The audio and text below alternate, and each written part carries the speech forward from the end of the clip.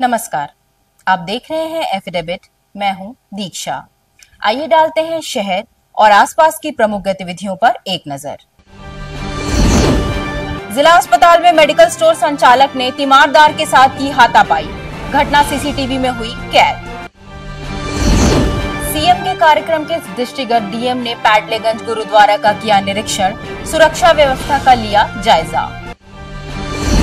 CMO ने CHC Campierganj का निरीक्षण कर कहा, बाहर की जांच और दवा लिखने पर होगी कार्रवाई। और अब गतिविधियां विस्तार से।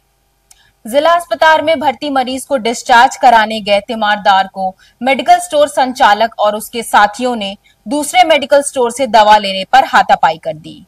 मामला न्यू बिल्डिंग के पास का है, जहां लगे सीसीटीवी कैमरे में यह घटना कैद हो गई, जिसके विरोध में आज बहुजन समाज पार्टी के एक प्रतिनिधि मंडल ने जिला अध्यक्ष के नेतृत्व में एसएसपी से मुलाकात की और दोषियों के खिलाफ सख्त कार्रवाई की मांग की।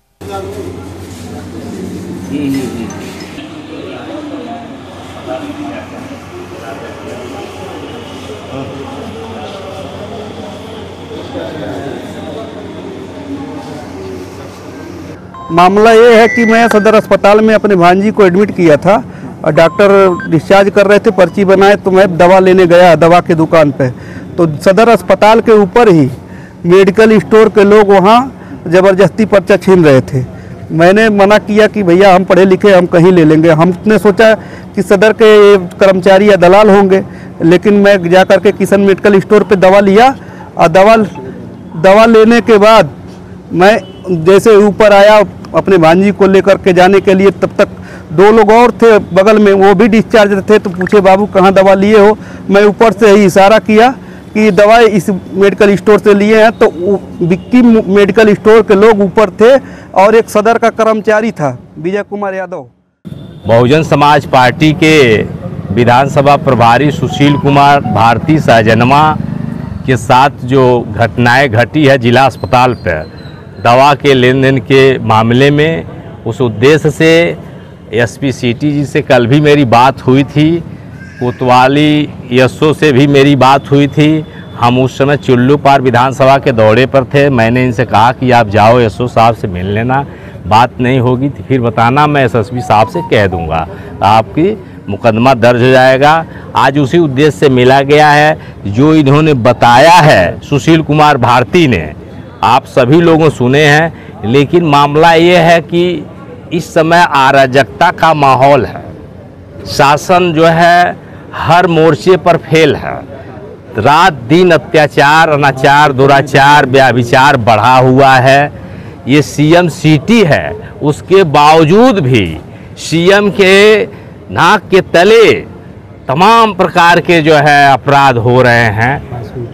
हॉस्पिटल में हर जगह गलत काम को बढ़ावा दिया जा रहा है। कोई अंकुश नहीं है, शासन प्रशासन का कोई भय नहीं है लोगों में। आज माननीय बहन कुमारी मायावती जी के शासन को पूरी उत्तर प्रदेश की जनता आशा भरी निगाहों से देख रही है। मंडलायुक्त अनिल ढींगरा ने आयुक्त सभागार में वीडियो कॉन्फ्रेंसिंग के माध्यम से जनपद में सड़कों के चौड़ीकरण एवं सुंदरीकरण के परियोजनाओं के लिए चल रहे रजिस्ट्री के कार्य प्रगति की समीक्षा की। मंडलायुक्त ने एसडीएम सदर, एआईजी स्टाम्प तथा सीआरओ को समन्वय बनाकर कार्यों में आने वाली बाधाओं का निस्तारण कर रजिस्ट्री के कार्यों में तेजी लाने के निर्देश दिए।